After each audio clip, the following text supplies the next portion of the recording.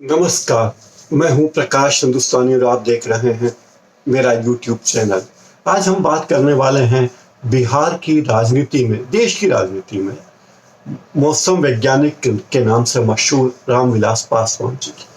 सियासी हवा का रुख भांपकर गठबंधन की बाजी चलने में उनकी काबिलियत 3 दशकों से पूरा देश जानता है। लोजपा अधिकांश समय, लोक जनशक्ति पार्टी अधिकांश समय केंद्र का हिस्सा रही है। रामविलास पासवान 6 प्रधानमंत्रियों के समय कैबिनेट मंत्री के तौर पर काम कर चुके हैं। ये उनकी अनूठी उपलब्धि है। वे national front, united front, NDA, UPA हर सरकार में शामिल हुए। यूनाइटेड फ्रंट सरकार के कार्यकाल में वे चूंकि दोनों ही प्रधानमंत्री एच.डी. देवेगौड़ा और इंद्र कुमार गुजराल दोनों ही राज्यसभा के सदस्य थे, इसलिए उस दौरान पासवान लोकसभा में सत्ता पक्ष के नेता रहे। बाबू जगजीवन राम के बाद बिहार में दलित नेता के तौर पर अपनी खास पहचान बनाई उन्होंने और आगे चलकर अपनी लोक जनशक्ति पार्टी यानी लोजपा की स्थापना की। उनका सियासी सफर भी सत्ता की रोशनी में ही शुरू हुआ। वाजपेयी की एनडीए सरकार में मंत्री रहे। पासवान का राजनीतिक कौशल ही रहा कि जिस जदयू से अलग होकर लोजपा बनी, लोक जनशक्ति पार्टी बनी, वह भी एनडीए का हिस्सा बनी। लेकिन 2004 के चुनाव में एनडीए ने इंडिया शाइनिंग का क्या अंजाम होने वाला है, इसे पहले पासवान भांप गए थे और चुनाव के ठीक पहले पासवान ने गुजरात के दंगे के नाम पर एनडीए के साथ अपना नाता तोड़ लिया और यूपीए में शामिल हो गए। 2009 में लोकसभा चुनाव में पासवान का दांव गलत बैठा। वो कांग्रेस का साथ छोड़कर लालू के साथ हो गए। लेकिन इसका परिणाम ये हुआ कि वो अपनी हाजीपुर की सीट भी नहीं बचा पाए, जिसके बाद पूरे 5 साल तक उन्हें सत्ता के सुख से दूर रहना पड़ा। ये और बात है कि उस वक्त लालू प्रसाद यादव की मदद से रामविलास पासवान राज्यसभा में पहुंचने में कामयाब हो गए। 2014 में मोदी लहर को भांपकर पासवान एनडीए में शामिल हो गए। तो आप देखिए कि वो कितने बड़े कलाकार हैं। हाजीपुर लोकसभा क्षेत्र का मिजाज वैसे भी अलग ही है, आसपास की सीटों से जुड़ा है। हाजीपुर के संसदीय चुनाव के इतिहास पर अगर आप नजर डालें तो आप पाएंगे कि यहाँ के लोग अपने नेता को दिल में इस कदर बसा लेते हैं कि दूसरे के लिए उनके दिल में कोई जगह कभी बचती ही नहीं। 1977 में रामविलास पासवान ने 4,24,000 वोटों से चुनाव जीतकर Guinness book of world record में अपना नाम दर्ज करवाया था। लेकिन ठीक 8 साल बाद चुनावी जीत का रिकॉर्ड कायम करने वाले पासवान की बुरी गत हो गई। उसी हाजीपुर से 1984 में वे हारे भी थे। 1983 में उन्होंने दलित सेना की स्थापना कर डाली थी। पासवान के अनुसार यह संगठन पूरी तरह से दलितों के उत्थान के लिए समर्पित था। कांशीराम और मायावती की लोकप्रियता के दौर में भी बिहार के दलितों के मजबूत नेता के तौर पर लंबे समय तक वे टिके रहे। 1989 में पासवान हाजीपुर से जनता दल के टिकट पर 5 लाख से ज्यादा वोटों से चुनाव जीते, रिकॉर्ड बनाया था। इस जीत के बाद वे वीपी सिंह की कैबिनेट में पहली बार मंत्री बने और उन्हें श्रम मंत्री बनाया गया। ये इस तरह उन्होंने अपनी राजनीतिक पारी बहुत ही धूमधाम से खेली। रामविलास पासवान समाजवादी नेता हैं, 74 साल के हैं। उनके साथियों का अचरज होता है कि वे 75 पार हैं, लेकिन अभी भी 74 का बताते हैं, लेकिन ये बात शायद सही नहीं है। बिहार विधानसभा चुनाव में रामविलास के बेटे चिराग पासवान एलजेपी की कमान संभाले हुए, क्योंकि रामविलास पासवान की तबीयत ठीक नहीं है। चिराग ने इस बारे में ट्विटर पर लिखा भी बहुत है। उनकी पार्टी की, लोजपा की भाजपा से लड़ाई चल रही है और वे अपनी ताकत खर्च कर रहे हैं नीतीश कुमार की कमजोरियां गिनाने में। नीतीश कुमार भी बीजेपी के साथ हैं और रामविलास पासवान भी बीजेपी के साथ। बिहार की राजनीति में रामविलास पासवान को मौसम वैज्ञानिक माना जाता है। लालू प्रसाद यादव कई बार ये बात कह चुके हैं कि भारतीय राजनीति में रामविलास पासवान से अच्छा मौसम वैज्ञानिक तो कोई हुआ ही नहीं है। चुनाव के पहले ही वे समझ जाते हैं कि जनता का मूड क्या है, किधर से हवा चलेगी, किधर से आंधी चलेगी और आगे जाकर क्या होगा। और यही उनकी उपलब्धि रही कि 1990 के बाद से वे हमेशा सत्ता में रहे। 2009 का लोकसभा चुनाव छोड़ दीजिए, क्योंकि वो एक अपवाद है और राजनीति में अपवाद तो होते ही रहते हैं। कोई मौका इसके अलावा नहीं है कि वे सत्ता में नहीं रहे हों, मंत्री रहे हों या राज्यसभा में चले गए हों।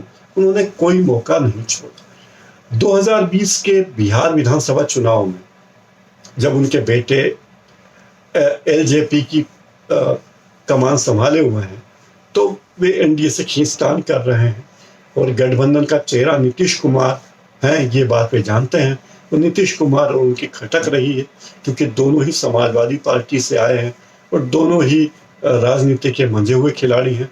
पासवान ने ज़्यादा समय राजनीति का स्वाद चखा है।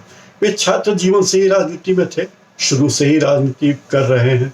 जब स्टूडेंट लीडर थे तब लालू प्रसाद यादव, सुशील कुमार मोदी, नीतीश कुमार उन्हीं के साथ ही थे, अभी भी बिहार में उन्हीं के साथ हैं। लालू प्रसाद यादव सबसे पहले इन तीनों में सत्ता का सुख भोगने को में कामयाब रहे। Ramvilas Paswan main stream politics में भी एक अलग लाइन लेकर आगे बढ़ते रहे।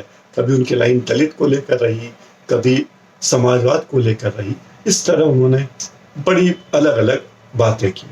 जब जनता पार्टी की सरकार बनी तब वे रेल मंत्री बने 1996 में, और जब अटल बिहारी वाजपेयी की सरकार आई तो 2000 तक उसमें भी सूचना प्रसारण और खनिज मंत्रालय संभाला।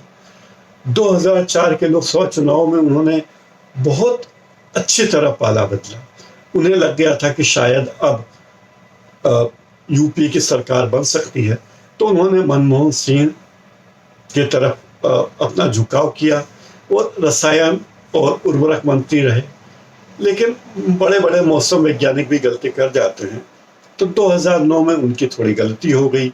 उन्होंने बिहार में थर्ड फ्रंट बनाने की कोशिश की, तो जनता ने उनको पूरी तरह से नकार दिया और कहा कि हमें ऐसा थर्ड फ्रंट नहीं चाहिए। 2005 के बिहार विधानसभा चुनाव में जाएं तो तब भी वे बड़े सफल, उनकी मौसम की भविष्यवाणी रही थी।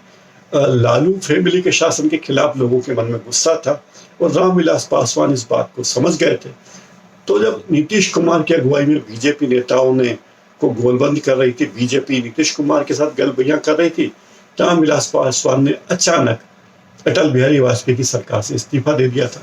और ये बड़ी ही सोची समझी चाल थी, सोच समझकर उन्होंने अपने कदम चलाए और 2005 में उन्होंने एलजेपी लोक जनशक्ति पार्टी बना ली। 2005 के फरवरी चुनाव में वे अकेले उतरे और 29 सीटें जीतकर सत्ता की चाबी उन्होंने हासिल कर ली। रामविलास पासवान ने भाप लिया था कि बिहार की जनता लालू के खिलाफ तो है, लेकिन नीतीश के चेहरे पर पूरी तरह से भरोसा करने के पक्ष में भी नहीं है। तो उन्होंने अपने आप को एक विकल्प के रूप में पेश किया, जिसमें उन्हें सफलता भी मिली। हालांकि रामविलास पासवान मुस्लिम मुख्यमंत्री की मांग पर अड़े रहे और किसी की भी सरकार बनने नहीं दी, जिसके बाद 2005 के ही अक्टूबर नवंबर में दोबारा वोटिंग हुई, जिसमें रामविलास पासवान की पार्टी 10 सीटों के भीतर सिमट गई। जनता ने उनकी हैसियत बता दी। हालांकि वो केंद्र में मनमोहन सिंह की सरकार में मंत्री बने रहे, लेकिन बिहार के सियासी रण में नीतीश कुमार के 6 सिपहसालार जो चुनावी रणनीति में थे, उन्होंने उनकी बुरी गत कर दी। अब बिहार चुनाव की बात करें, बिहार की राजनीति बड़ी अलग है। वहाँ नीतीश कुमार की बनाई हुई टीम में प्रदेश सरकार में भवन निर्माण मंत्री हैं अशोक चौधरी, वे बड़े महत्वपूर्ण नेता रहे हैं। जेडीयू के कार्यकारी अध्यक्ष की कमान उन्हें सौंपी गई थी। महादलित समुदाय में आने वाले अशोक चौधरी 2018 में कांग्रेस का दामन छोड़कर जेडीयू में आए थे। तो बिहार की राजनीति ऐसे ही चलती है। बिहार कांग्रेस में 4 साल से अधिक समय तक अध्यक्ष रहे थे वे, और खैर जेडीयू में आ गए, वे भी मौसम जानते ही थे। अशोक चौधरी ने पार्टी की जिम्मेदारियों को अच्छे से निभाया भी। उनके राजनीतिक अनुभव का फायदा टेक्नोलॉजी में उनकी मजबूती की वजह से पार्टी नेतृत्व ने उन पर भरोसा जताया और माना जा रहा है कि कोरोना काल में पार्टी के वर्चुअल प्रचार को वो और मजबूती देंगे। उधर नीतीश कुमार की टीम में अगला नाम संजय झा का है। वे जेडीयू अध्यक्ष के बेहद करीबी हैं। पार्टी से जुड़े अहम फैसलों में नीतीश कुमार के साथ शामिल रहते हैं। यही नहीं, बताया जाता है कि जेडीयू के महागठबंधन से अलग होने और बीजेपी के साथ आकर सरकार बनाने में उन्होंने अहम रोल निभाया था। ये भी उनकी एक खूबी है कि वे भी रामविलास पासवान की तरह ही जानते हैं। वे ये भी जानते हैं कि उनकी पार्टी का मुखिया किस मूड में है, उससे कौन सी जिम्मेदारी ले सकते हैं।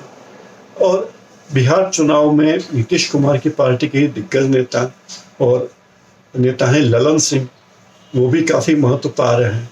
उन्हें भी नीतीश कुमार का करीबी माना जाता है। तो ये सब चीज़ें हैं कि इन सब में जब जेपी नड्डा बिहार के दौरे पर आए थे और नीतीश कुमार से मिले थे, तब ललन सिंह उनके साथ थे। तो ललन सिंह के रणनीतिक कौशल को देखते हुए ही पार्टी नेतृत्व ने उन्हें बड़ी जिम्मेदारी दी है और अब वे उस जिम्मेदारी को निभाने में लगे। राज्यसभा के सांसद हैं आरसीपी सिंह, वो भी नीतीश कुमार की टीम में ही हैं। वो नौकरशाही से राजनीति में आए और जेडीयू को बिहार में मजबूत करने में उन्होंने अच्छी बड़ी भूमिका निभाई। जमीनी स्तर पर उन्होंने पार्टी को मजबूती दी, बहुत मेहनत की और पूरे क्षेत्र में घूमे। तो बिहार चुनाव में पार्टी उम्मीदवारों के चयन में भी उनका रोल रहा। यह रहने वाला है। जेडीयू के दिग्गज नेता और बिहार विधानसभा के अध्यक्ष विजय चौधरी भी नई टीम में शामिल हैं। उनके बारे में कहा जाता है कि वे पर्दे के पीछे रहकर रणनीतिक तैयारी कर रहे हैं। तो नीतीश कुमार को वे जरूरी सलाह देंगे, इसमें तो कोई फैसला है ही, मतलब शक ही नहीं है। लेकिन नीतीश कुमार के फैसलों में विजय चौधरी का रोल भी महत्वपूर्ण माना जाता है। तो जेडीयू के एक और नेता हैं वशिष्ठ नारायण सिंह, उनकी भूमिका भी बड़ी महत्वपूर्ण है। हालांकि उनकी उम्र अब काफ़ी हो गई है और स्वस्थ भी नहीं रहते, तो पार्टी उन्हें थोड़ा आराम दे सकती है। यही वजह है कि अशोक चौधरी को प्रदेश कार्यकारी अध्यक्ष की जगह का जिम्मा सौंपा गया है। लेकिन पार्टी उम्मीदवारों के चयन में उनका रोल शायद ही कोई महत्व रखता है। तो रामविलास पासवान 2009 के लोकसभा चुनाव में मौसम का मिजाज भांपने में असफल रहे, लेकिन अब देखना है कि वे बिहार में दलित मुस्लिम कॉम्बिनेशन जो 2009 में उन्होंने किया था, अब वे नया कौन सा कॉम्बिनेशन चाहते हैं। रामविलास पासवान मौसम के हिसाब से भविष्यवाणी बदलते रहे हैं, वे कहते रहे हैं, अब वे कहने लगे हैं, पिछले बार चुनाव में कहने लगे हैं कि अब भारत की राजनीति में हिंदुत्व के बिना आप आगे नहीं बढ़ सकते। तो अब वे शायद मुस्लिम वोटों को भी उतना नज़रअंदाज नहीं कर पा रहे हैं। फिर भी उन्हें लगता है कि अब जो भी हो, नरेंद्र मोदी के चेहरा है।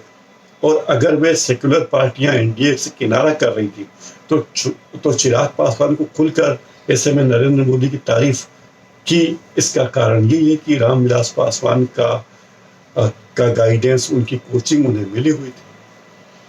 तो चिराग पासवान बिहार की राजनीति में बढ़ रहे हैं, वे अपने पिता के नक्शे कदम पर चल रहे हैं और नीतीश कुमार के साथ उनकी बन नहीं रही है। नीतीश कुमार को निशाना बनाते जा रहे हैं, नीतीश कुमार के बारे में कहते जा रहे हैं कि जनता के मन में उनके प्रति गुस्सा है और फिर भी वे दावा कर रहे हैं कि वे सरकार को पूरी तरह से अगली बार सरकार बनाने में महत्वपूर्ण भूमिका निभाने वाले हैं।